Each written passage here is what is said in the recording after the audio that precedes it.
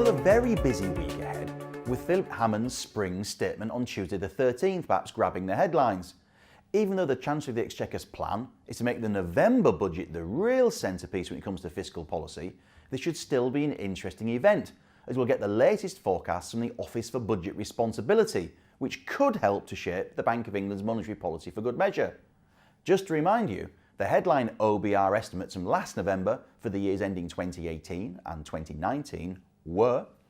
GDP growth for the UK of 1.4% and then 1.3%,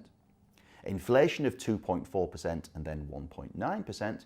and a UK annual budget deficit of £50 billion and then a fraction under £40 billion, with the goal to balance the books pushed out yet again, this time beyond 2022. The other big macroeconomic news of the week will be the latest monthly growth figures for fixed asset investment, industrial production and retail sales from China. The Chinese stock market, as benchmarked by the Shanghai Composite Index, has hit a bit of a speed bump, as we can see here, and concerns linger about growth in the Middle Kingdom and whether Beijing is relying too much on cheap debt, although, frankly, it would hardly be on its own in that respect if that were to be the case. As such, investors with exposure to China, or indeed just those looking for good news from the world's second biggest economy, will be keeping a close eye on these numbers, especially as the growth rate has softened in all three over recent months. On the corporate front, just 4 FTSE 100 firms are due to release results in the week ahead, although a busy schedule for reports from FTSE 250 firms should keep us on our toes. Names to note include gold miner Polymetal on Monday the 12th of March, copper miner Antofagasta, Cairn Energy and AIM sensation Fever-Tree Drinks on the 13th, life insurer Prudential and Balfour Beatty on the 14th, another life insurer Old Mutual, estate agent Savills and engineer Spirax Sarco on the 15th, and finally, struggling support services firm Mighty, as well as Eurosceptic pubs group JD Wetherspoon on Friday the 16th of March. But for me, the name really capable of causing a fuss next week is grocery giant Morrisons, which will publish full year numbers on Tuesday the 13th of March. As we can see here, shares in the Bradford headquartered FTSE 100 constituent have really gone nowhere fast over the last 18 months, as investors have continued to fret about 3 issues in particular: weak consumer confidence, stiff competition from Tesco, Sainsbury's and Asda, let alone the discounters Aldi and Lidl,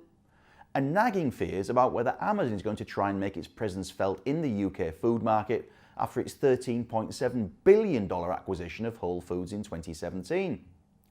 These concerns are persisting despite continued improvement in trading at Morrisons. The company's Christmas trading statement in early January showed a 2.8% increase in like-for-like sales, excluding fuel, in the 10 weeks to the 7th of January. That represented the 9th straight period of growth and an acceleration on the prior 3-month period, as Morrisons focused on providing quality at the right price in its stores, showed solid online progress and benefited from faster growth in wholesale supply. Boss David Potts back in January also left full-year earnings expectations unchanged, which was at least pretty reassuring after the carnage seen across the wider retail sector this year. That move also helped to underpin analysts' forecasts for a steady recovery in the dividend payment, following on from the deep cut of 2016. A yield nudging around 3% for 2019 may start to bring the stock nearer to the radar of income hunters once more. So, the big numbers to watch are like-for-like sales growth in the final quarter of the year as a whole, pre-tax profit, where the consensus calls for £375 million against £325 million a year ago,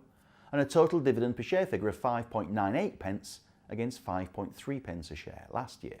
Also look at net debt, which has already gone below management's £1 billion target by the end of the first half.